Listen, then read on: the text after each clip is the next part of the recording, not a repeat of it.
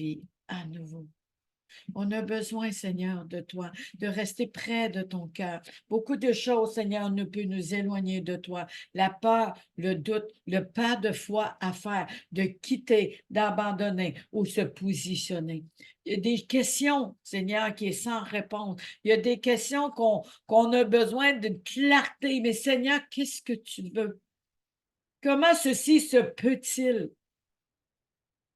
Le beau Abraham n'avait même pas d'héritier et tu promets une abondance d'héritiers à travers son héritage soit partagé.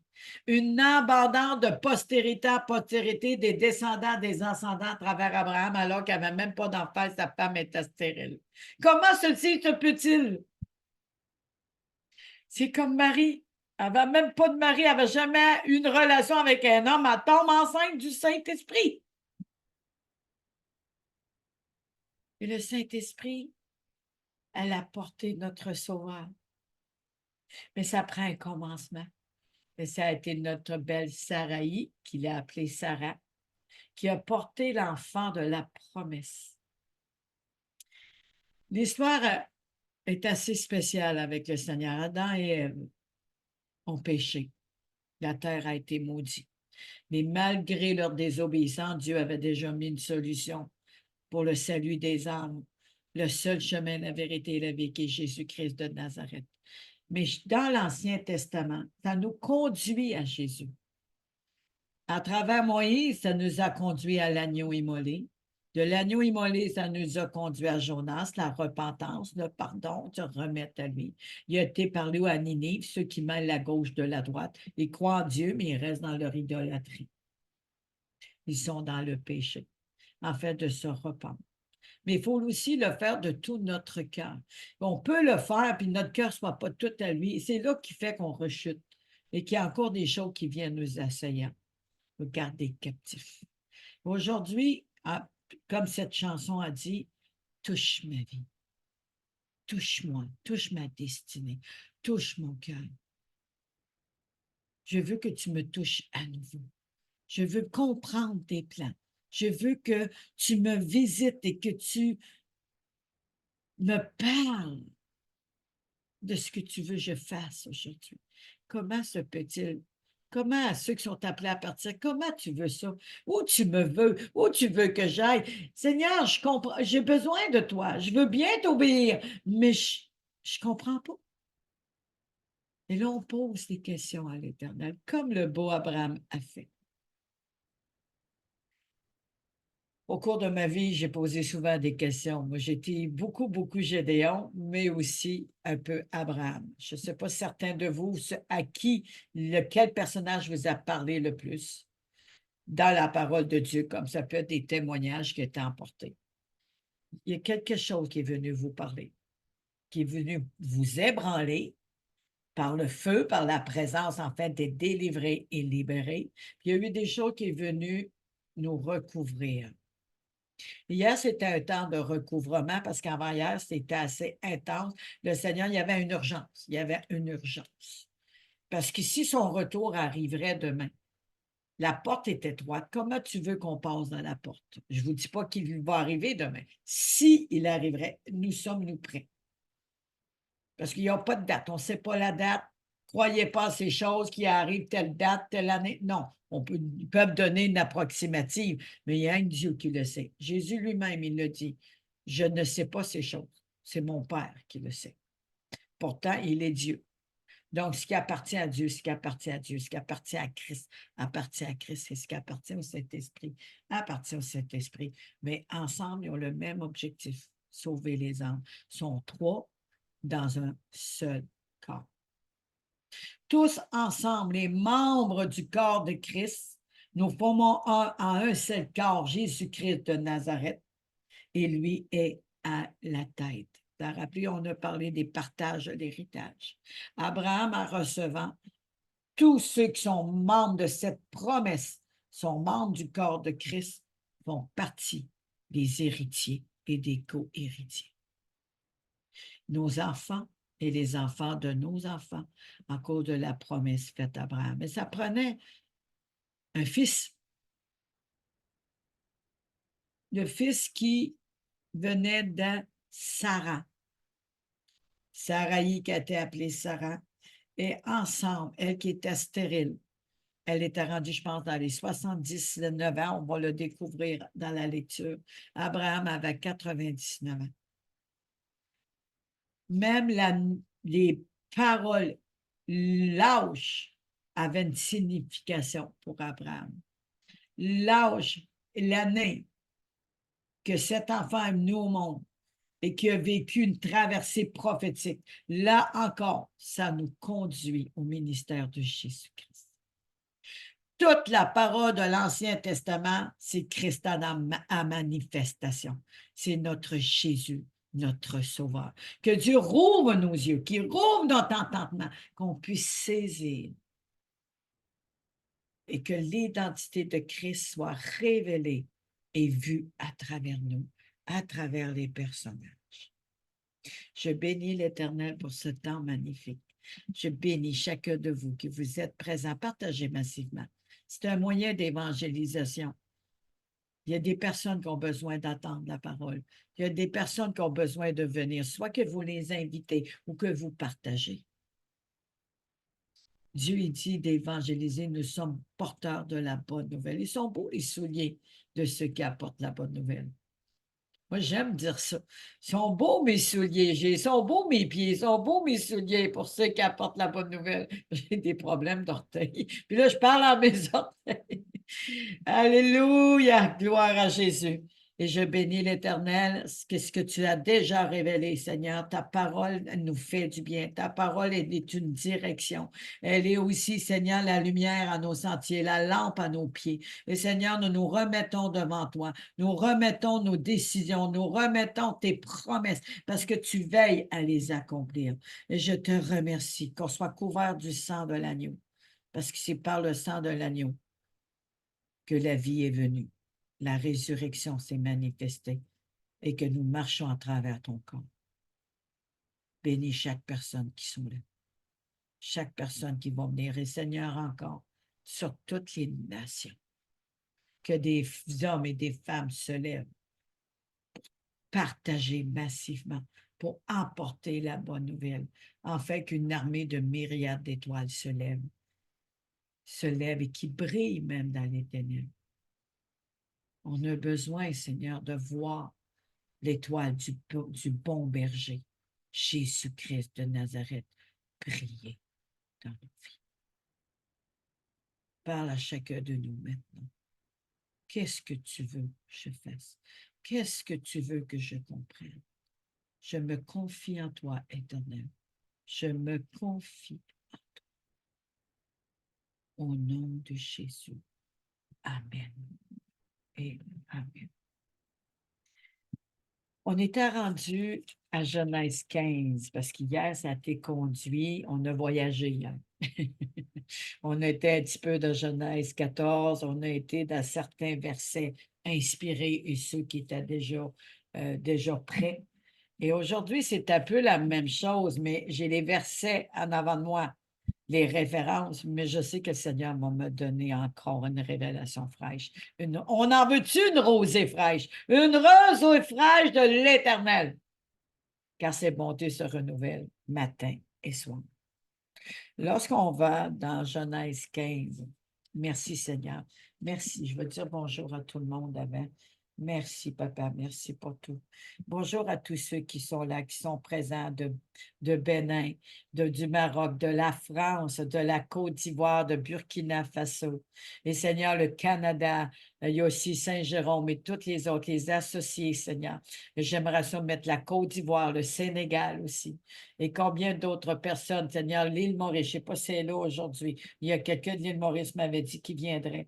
Et Seigneur, ceux qui vont écouter à replay, quel que soit où ils se trouvent, nous sommes un dans le corps de Christ. Et s'il y en a un qui est détaché en cause d'une division ou d'un doute ou d'une peur ou d'une crainte ou d'une blessure, je sais que tu vas le ramener comme tu as fait avec le vigneron. Tu as ramené cette personne à la vie et tu l'as greffé au tronc de la vigne qui représente le Saint-Esprit. Je te remercie, Saint-Esprit, tu vas venir chercher les petits sperceaux et que tu vas venir nous révéler le trajectoire qui nous conduit à la terre promise, comme tu as fait avec la famille de Noé. Nous sommes, Seigneur, dans l'arche. Et toutes ces brebis, ces animaux qui sont venus, c'est chacun de nous que tu appelles encore aujourd'hui. Nous vous invitons dans l'arche, là où est-ce que l'esprit de consolation et là où est-ce que nous sommes conduits à la terre promise, la terre nouvelle. Au nom puissant de Jésus, la terre nouvelle. Je vais probablement lire ça tantôt, moi le noter. Terre nouvelle. Merci Seigneur. Merci au nom de Jésus. Gloire à Jésus. Merci.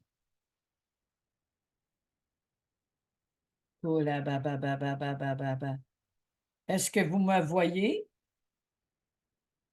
Je te remercie. Gloire à Jésus. Il y en a une qui dit que tu es parti où? Mais j'avais fermé ma caméra pour faire place à la louange. Merci beaucoup. Gloire à Jésus. Vous êtes aimés du Seigneur. Après ces événements, la parole de l'Éternel fut adressée à Abraham. N'aie crainte. Tu sais, Abraham avait peur. Dieu lui dit, ne crains point. Ce que je te demande de faire, soit de quitter ou te mettre en position, ne crains point. Je suis ton bouclier.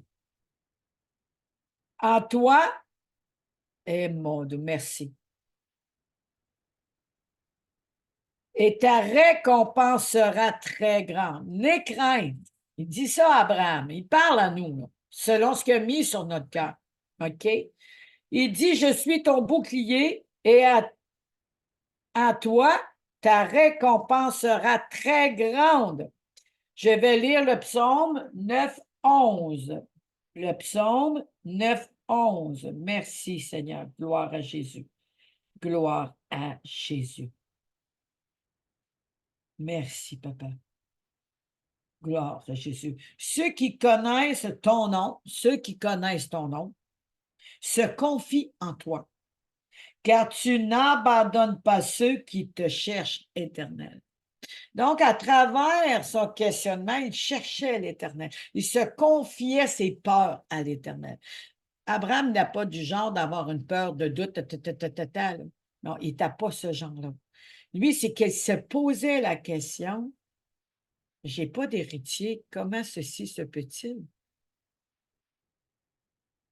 Comment je peux avoir des descendants de mon héritier, mon premier fils, les prémices, alors que ma femme, elle est stérile? C'était pas une peur de doute, mais de crainte. Mais là, Seigneur, je comprends pas. Abraham répondit, Seigneur l'Éternel, que me donneras-tu? Je m'en vais sans enfant, et l'héritier de ma maison, c'est Élisère de Damas. Et Abraham dit, voici, tu ne m'as pas donné de postérité, et celui qui est né de ma maison sera mon héritier. Ça, c'est à le raisonnement humain. Et là, quand on commence à raisonner, on n'écoute pas la voix de Dieu, la confusion vient. Et à un moment donné, on a une crainte. Comment je peux, Seigneur? C'est comme moi l'année passée, je n'avais même pas l'argent pour m'acheter un portable. Encore moins l'argent pour aller à Seven et aller en Israël. Et je reçois une parole que je suis appelée à aller à la Seven. Le Seigneur, il dit, il y a une dimension pour toi. J'ai dit, Seigneur, comment ceci peut-il? J'ai besoin d'un ordinateur. Comment je peux aller à la Seven? Je n'ai jamais sorti du Québec. Comment ceci se peut-il? En plus, je vois le responsable du voyage. Il me dit qu'il me voit en Israël. Et là, je dis au Seigneur, si tu m'appelles à aller en Israël, c'est parce que je vais y aller en 2023. Et je relâche ça au Seigneur. Et 2 semaines après que j'avais reçu la parole, la personne responsable, il dit, il va y avoir 2 voyages en Israël, un 2023 au mois de septembre et un à 2024. Là, moi, j'avais demandé au Seigneur, si tu m'appelles à aller en Israël en 2023, j'y vais. J'ai levé ma main. Je n'avais pas les sous pour voyager, là. J'ai laissé ça entre ses mains. Seigneur, tu m'appelles à aller en Israël. Et quand j'ai eu fini, ben, j'ai dit, je fais quoi? Tu veux que j'aille à Seven? J'ai besoin d'un portable. Et tu veux que j'aille en Israël? Eh bien là, Seigneur, il va falloir que tu éclaires ma lanterne parce que je ne sais pas comment. Je ne sais pas comment. Mais j'ai dit, j'y vais. Que ce soit juste Seven ou juste Israël, j'y vais. À ce moment-là, je ne pensais pas aller aux deux, là. J'étais à un ou c'est à l'autre. Et de fil en aiguille, ben, je dis, Seigneur, fais ta volonté. Mais en dedans de moi, là, mais Seigneur, comment ceci se peut-il? J'avais la crainte comme Abraham avait eu. J'avais cette crainte. Mais voyons donc, Seigneur, j'ai jamais sorti du Québec. J'ai la crainte de voyager. Et là, tu veux que j'aille à les Cévennes et tu me parles d'Israël. Je te laisse ça entre tes mains, fortifie ma force. Soutiens-moi. Soutiens-moi. Et là, il y a une sœur, on prie ensemble, je pense, la troisième semaine. Je pense que oui, troisième semaine, moi, un mois plus tard. Et je dis ça à elle, j'ai dit, le Seigneur, il me dit d'aller à la Cévennes, ben en Israël. Je ne peux pas faire les deux. J'ai même besoin d'un ordi. Elle voit dans l'esprit un gros robinet ouvert qui vient du ciel et ça coule, ça coule, ça coule, ça coule. Elle dit, Evelyne, non seulement tu vas aller à la Cévennes, tu vas aller en Israël et que tu vas avoir ton ordinateur, j'ai fait. OK. J'ai dit, là, je me suis dit à moi-même, comment ceci se peut-il encore? C'est certainement pas par moi. Et donc, j'ai la volonté de Dieu s'accomplit. Et en remarquez bien, j'ai plus 20 ans. Mon premier voyage sorti du Québec. De fil en aiguille, ben, quand on a fini la conversation, j'ai dit, Seigneur, le séminaire est au mois d'août à la Cévennes. Donc, je vais là jusqu'au 3 septembre. Mais pour Israël, je ne sais pas comment tu vas faire. Je ne peux pas faire deux voyages. J'ai de la misère à en faire un. Et là, il me fait regarder le calendrier et ça me dit dans mon cœur, pourquoi pas deux pierres à un coup. Il parle québécois aussi, Seigneur. Il comprend le québécois. Deux pierres à un coup. Je regarde le calendrier, j'ai dit, ben oui, je reviens le 3 septembre, et ça, c'est le 14 septembre. Ben oui, pourquoi pas deux pierres à un coup, hein, Seigneur? Pourquoi pas aller à la Cévennes? Comme si c'était quelque chose de naturel, là. Pourquoi pas aller à la Cévennes? Pourquoi pas aller en Israël aussi? Ben oui, Seigneur, pourquoi pas, hein? Facile pour toi. Pas facile pour moi, mais c'est facile pour toi. Ben, j'ai dit, fais ta volonté. Et le lendemain, ah, les dons d'amour ont rentré pour le ministère, parce que le Seigneur me préparait pour le ministère des femmes, pour que je sois nourrie, pour que je vive ce que lui avait prévu. J'ai vécu le Gethsemane en voyage. Je vous le dis, là, j'ai porté ma croix. J'ai porté ma croix, mais j'ai appris beaucoup. C'est fait que ce que je suis aujourd'hui. Amen. Alléluia. Amen. Et de fil en aiguille, et là, ben, le Seigneur me préparait pour ce voyage-là.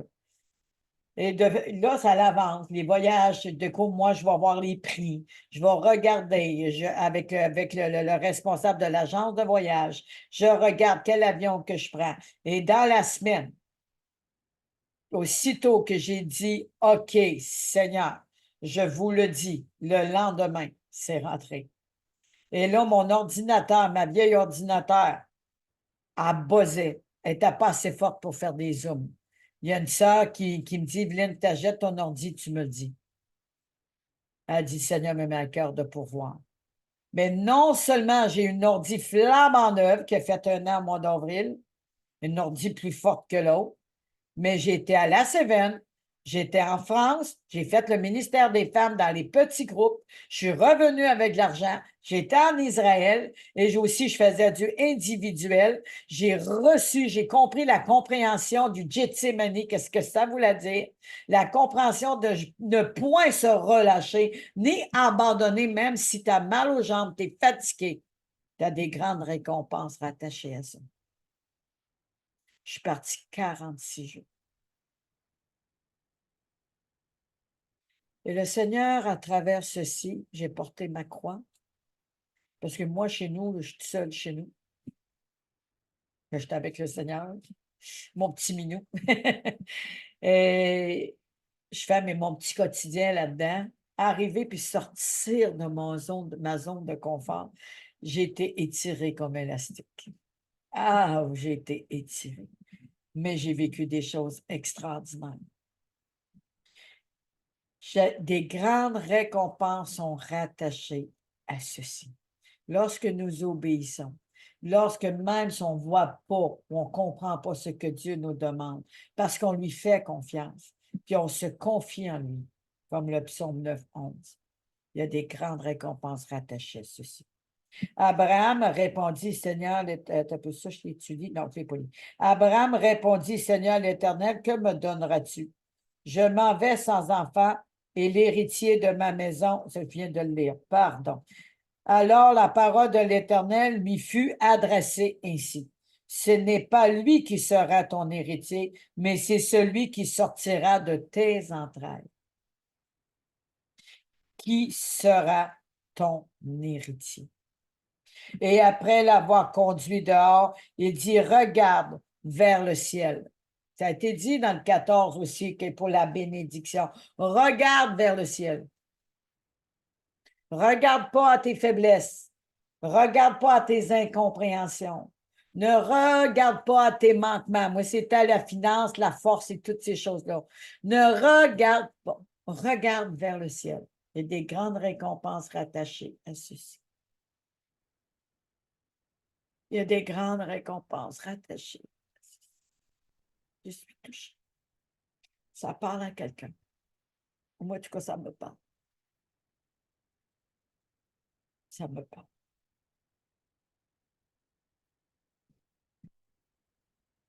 Merci, papa. Regarde vers le ciel et compte les étoiles. Si tu peux les compter, il lui dit, telle sera ta postérité. Les étoiles, même si des nuées sont toujours là, les étoiles, ils ne disparaissent pas. Des fois, on ne les voit pas, mais ils sont là et ils brillent. Mais quand on a la chance de les voir, ça nous ramène à la promesse de l'Éternel qu'a faite Abraham. Il fallait qu'il y ait un héritier. Pas l'héritier. Celui qui vient d'Agar n'est pas l'héritier de la promesse, mais c'est une porte ouverte pour le salut de ceux qui ont une religion. Dieu a ouvert cette porte. Mais lorsqu'il a été avec sa femme, Sarah, c'est là qu'Isaac est venu. Et la promesse s'est enclenchée. Mais elle a déjà été semée dans les entrailles d'Abraham. Elle a été semée. Et des grandes récompenses est attachées à ceci. Merci, Seigneur, que tu nous parles.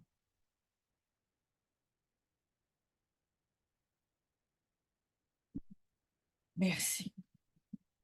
Je vais vous lire ce que j'ai dit, quelque chose hier. Je l'ai résumé. Je n'ai pas pensé d'écrire la référence, mais vraiment, c'est puissant. Là, on est rendu vraiment dans un temps qu'on dit, OK, Dieu m'a promis quelque chose. Il m'a demandé de faire. Lui, il n'avait pas d'héritier. Mais il s'est dit, comment ceci se peut-il? Ça va être celui qui fait partie de ma famille. Et Dieu dit non. Il va venir de tes entrailles. Quelles que soient les circonstances de nos vies, aïe, aïe, aïe, les défis ou les adversités, ce que Dieu dit, ce que Dieu pense, ne change pas en fonction des circonstances. Je répète, quelles que soient les circonstances de nos vies, les défis, les adversités, ce que Dieu dit, ce que Dieu pense, ne change pas en fonction des circonstances.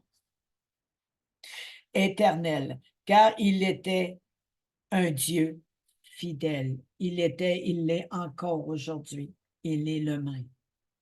Quelles que soient les circonstances de nos vies, les tempêtes de nos vies, ce que Dieu a semé, on va en voir les fruits. Et comme que dit, des grandes récompenses est rattachées à ceci. Mais l'ennemi est venu mettre l'agitation dans notre barque. Il nous est venu nous faire tourner en rond. Et là, on vient qu'on doute de Dieu. Mais pourtant, le Seigneur m'a promis. Alors, pourquoi ces choses, Marie? Pourquoi je peux avoir un enfant? Pourquoi Marie avait la possibilité de porter Jésus alors qu'elle n'avait même pas de mari? Elle n'était pas encore mariée.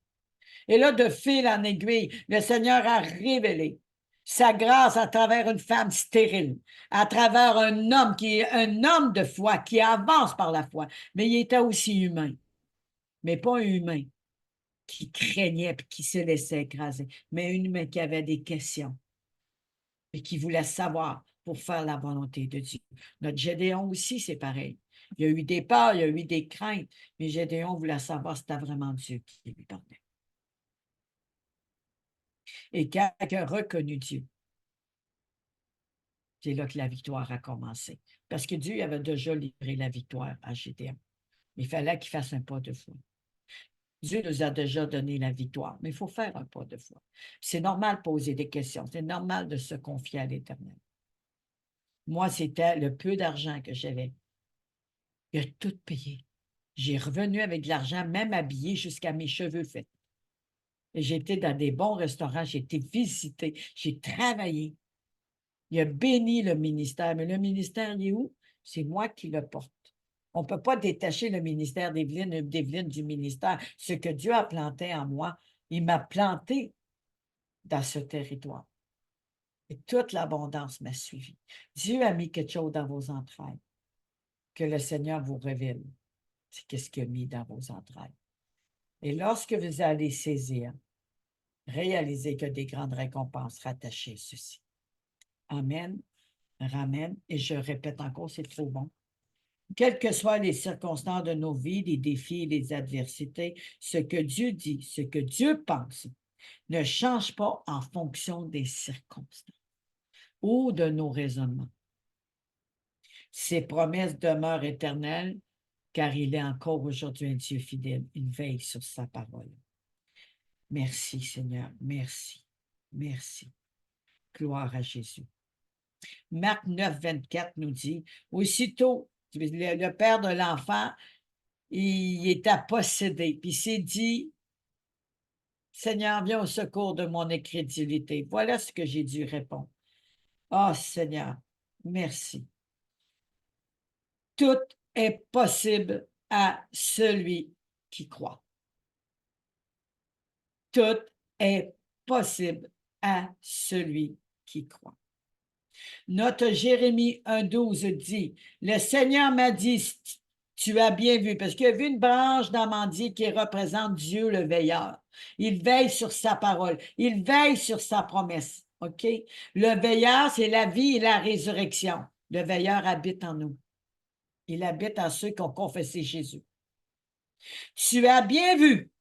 En effet, je veille à réaliser ce que je dis. Je veille à réaliser ce que j'ai dit. Dans Job 42, 2, est-ce qu'il y a quelqu'un qui peut s'opposer à mes pensées?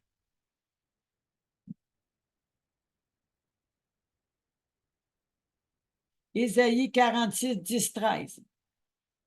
J'annonce dès le commencement ce qui doit arriver, et longtemps d'avance ce qui n'est pas encore accompli. Je dis mes arrêts. Il met des arrêts. Donc, avec un arrêt, quoi que l'ennemi peut nous dire, quoi qu'il se passe, circonstance ou raisonnement, Dieu a mis un arrêt irrévocable sur ses promesses, sur cette destinée et sur nous. Ça s'appelle, Evelyne, et chacun de nous qui sommes là, Dieu nous a déjà établis, déterminés d'avance. C'est un arrêt. Et l'ennemi ne peut pas. Et Jésus, qui fait partie de notre trajectoire et nous de son trajectoire, a dit tout a été accompli. Et une fois pour toutes, il nous a rachetés. Il n'y a plus besoin de retourner à la croix. Il dit, mes arrêts subsisteront et j'exécuterai toute ma volonté. C'est moi qui appelle de l'Orient un oiseau de proie. D'une terre lointaine, un homme pour accomplir mes desseins. D'une terre lointaine, un homme pour accomplir mes desseins. Il nous appelle, chacun de nous, à accomplir ses desseins. Je l'ai dit et je le réaliserai. Je l'ai dit et je le réaliserai. Sa parole ne revient pas à lui sans faire son effet, accomplir parfaitement sa volonté. Il dit, les choses arrivent et l'ordonne et s'exécutent, comme lui l'a dit. Donc, c'est important de ce que nous disons. Ça l'amène à la manifestation sur la terre comme au ciel. Si on mange les fruits de ce que Dieu nous dit de dire, ça bâtit notre destinée comme un bébé qui se prépare à la naissance. Mais si nous disons le contraire, parce qu'on a écouté notre peur, on a écouté la mauvaise voix, ça vient nous bloquer, pas empêcher la destinée, nous bloquer, nous limiter, et là, le doute rentre. Et c'est important de se positionner. Seigneur Père éternel, je te remets chaque personne entre tes mains. Les défis, les réponses qui sont déjà là. Mais Seigneur, je te demande d'illuminer les yeux de nos cœurs, d'ouvrir notre entendement. Nous avons besoin de cette sagesse. Dans la pleine connaissance de Jésus-Christ. Lui qui nous enseigne ce que tu lui as fait connaître et qui nous révèle ce que tu lui as montré.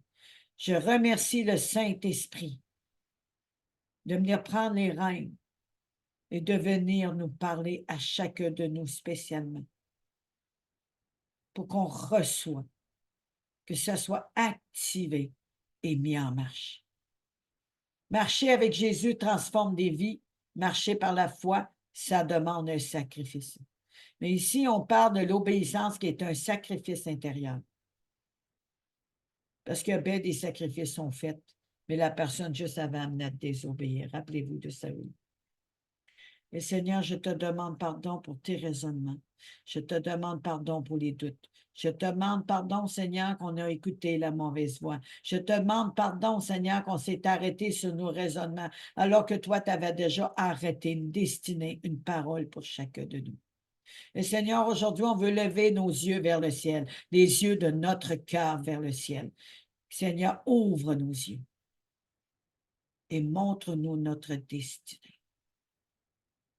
Ouvre nos oreilles et parle-nous comme tu as parlé à Abraham. Au nom de Jésus, Amen et Amen. D'une terre lointaine, un homme pour accomplir mes desseins. Je l'ai dit et je le réaliserai. Je l'ai conçu et je l'exécuterai. Écoutez-moi, gens endurcis de cœur, ennemis de la droiture, parce qu'on parle pour tout le monde. Je fais approcher ma justice, elle n'est pas loin, et mon salut, alléluia, il ne tardera pas. Je mettrai le salut en Sion. Sion, c'est chacun de nous qui sont enfants de Dieu. Il met son salut sur la postérité d'Abraham, des descendants et des descendants. Il a mis déjà son salut. Il a mis déjà son salut sur les générations d'aujourd'hui. Je mettrai le salut en Sion et ma gloire sur Israël. Et nous, par adoption, nous sommes Israël. Seigneur est tellement merveilleux. Gloire à Jésus, réalisé. Comment Dieu nous parle aujourd'hui. Comment que il nous a amenés à marcher à sa suite. Abraham eut confiance en l'Éternel qui lui imputa en justice. Abraham n'a pas été sauvé parce que Jésus était à la croix puis il a cru à la croix. Abraham a été sauvé parce qu'il a cru en Dieu. C'est de là qu'il dit, sauvé par grâce par le moyen de la foi. Vous croyez qu'il est le Fils de Dieu qui a été à la croix, vous serez sauvés. Mais il faut l'évoquer de notre bouche. Mais Abraham marchait sous la loi dans le temps-là. mais il était un homme droit, un homme juste. Dieu a vu son cœur. Et quand il a entendu la voix de Dieu, il l'a suivi. Il a suivi la voix. Il aurait pu dire, mais je ne peux pas abandonner mon père. Il l'a suivi, sans trop comprendre, mais il l'a suivi. Mais il y a eu des temps de questionnement. Il y a eu des sacrifices qu'il a fait. Et là, encore là, il fait un sacrifice d'animaux. Parce que dans ce temps-là, c'était des animaux. Mais aujourd'hui, Jésus, l'agneau immolé, qui s'est offert en sacrifice, il le fait une fois. Tandis que dans ce temps-là, c'était plein d'animaux. Puis il fallait refaire à chaque fois. Aujourd'hui, Jésus, qui est encore d'actualité, l'agneau immolé s'est offert en sacrifice pour que nous puissions, non seulement il a mis le salut sur nous, pour que le salut soit dans notre cœur. C'est des promesses que nos familles seront sauvées de génération en génération, et même les couples. On parle des couples choisis par Dieu, pas des couples conduits par le diable, des couples choisis par Dieu. Je te remercie, Seigneur. Seigneur, j'ai à cœur de remettre tous les enfants qui ont des problèmes mentaux ou des problèmes, Seigneur, de crise, quel que soit. Que ce soit borderline, Seigneur, que ce soit des crises de comportement. Seigneur, quel que soit ce qu'ils vivent, ta parole a été arrêtée. Leur destinée a été arrêtée à travers la promesse que tu as faite à Abraham, le salut sur eux aussi. Je te remercie, Esprit de Dieu, que tu agis sur tous ces enfants autistes, tous ces enfants qui vivent des problèmes, Seigneur, de comportement. Que ce soit dû à la drogue, que ce soit, Seigneur, dû à la manière qu'ils ont été élevés, que ça part des racines génétiques ou des liens relationnels. Le salut a été mis sur leur tête. Et tu as même dit, Seigneur, oh wow, je vais le relire. Je te remercie. Je t'ai dit, je l'ai dit, je le réaliserai, je l'ai conçu, je l'exciterai. Écoutez-moi, gens durcis du cœur. Saint-Esprit localise ces personnes. Ennemis de la droiture, localise ces personnes. Je vais approcher ma justice. Elle n'est pas loin. Il a déjà parlé de sa justice, notre Sauveur, et mon salut. Il ne tardera pas. Il a déjà prophétisé. Je mettrai le salut en Sion, et ma gloire sur Israël. Il a arrêté ceux-ci, même ceux qui ont le cœur endurci et qui sont ennemis de la droiture. Il a prophétisé. Au nom de Jésus, j'amène ces choses. Par la bouche de Dieu, ces choses viennent à l'existence maintenant. Parce qu'il confirme ce que sa bouche dit et ce que Dieu a dit. Je le prophétise. Je te remercie.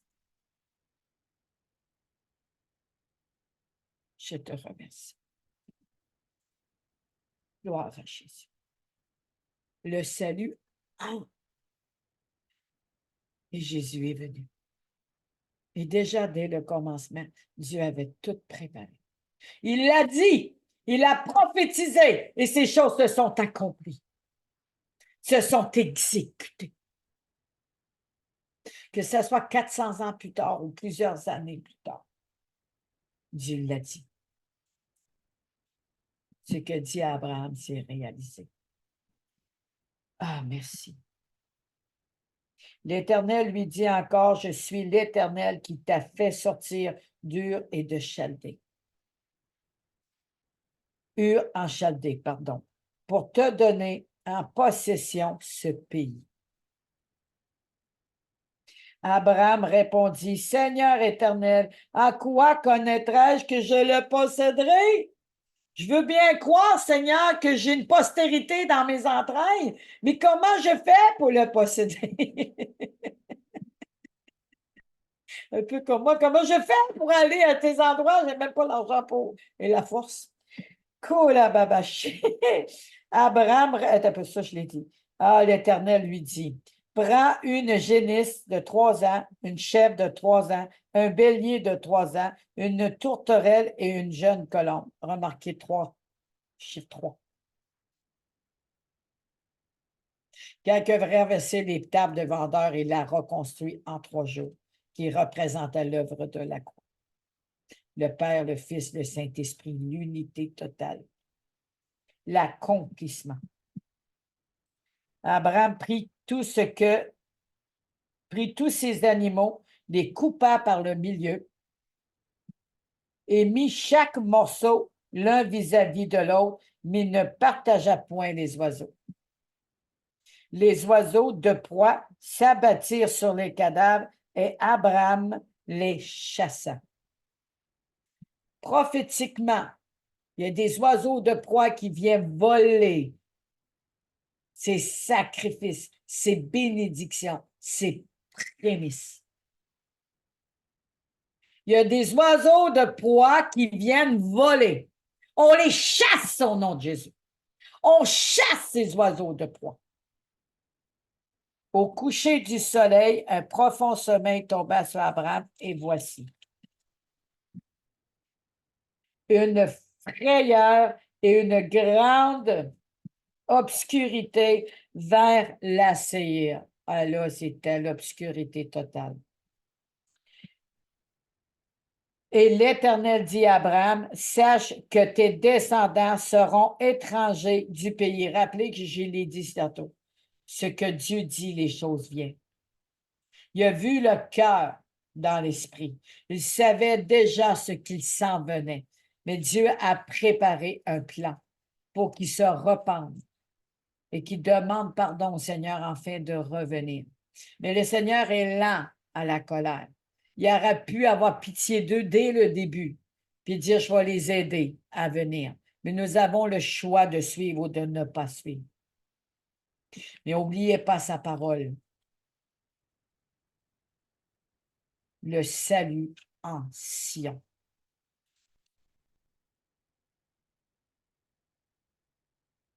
Dans un pays qui ne sera point à eux. Ils seront asservis et les opprimera pendant 400 ans. Mais je jugerai la nation à laquelle ils seront asservis. Ils sortiront ensuite avec des grandes richesses. Toi, tu iras en paix avec tes pères. Tu seras enterré après une heureuse vieillesse à la 4e génération. Ils reviendront ici, car l'iniquité des Amoréens n'est pas encore à son comble. Le Seigneur, il est lent à la colère. Il attend que ça soit à son comble pour qu'il ait la chance de se repentir et de revenir à Dieu. Le Seigneur est en train de parler au peuple de Sion, d'Israël et de chacun de nous. Je suis lent à la colère. Ils crièrent à l'Éternel et les délivrèrent de leur frayeur. L'Éternel est grand, il est bon. Il y a une faveur spéciale aujourd'hui au portail La Mosaïque des éclaireuses. Il y a une faveur spéciale. Dieu a promis le salut en Sion. Sion représente chacun de nous qui sont en Christ. Mais il appelle les personnes à venir et à croire. Que tous ceux qui ont le cœur endurci, ceux qui ont été sourds à Dieu, aujourd'hui, le Saint-Esprit vous visite. Le Saint-Esprit vous visite. À tous ceux, ennemis de la droiture, je fais approcher ma justice. Elle n'est pas loin, et mon salut ne tardera pas. Le jour du salut frappe à la porte de votre cœur. Ouvrez votre cœur et invitez-le. Je mettrai le salut en Sion et ma gloire sur Israël. Père éternel, je te demande pardon pour toute dureté de cœur. Je te demande pardon pour tous les ennemis de la droiture, Père. Et je te demande miséricorde. Je te demande au nom de ta grande compassion, au nom de ta parole infaillible, Seigneur, je te demande de les localiser, de les toucher et de les appeler par leur nom. Toi, le bon berger. Je te remercie, Saint-Esprit, que tu es là au milieu de nous, que tu les visites. Tu peux même visiter dès le ventre de leur mère, la preuve, tu les as déjà consacrés avant leur naissance. Je te remercie que ça brise même l'esprit d'avortement.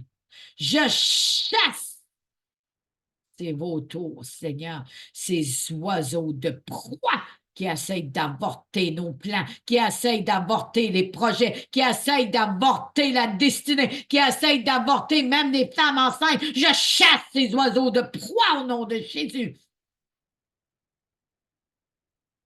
Je libère, car la main puissante de celui qui délivre est venue délivrer son peuple.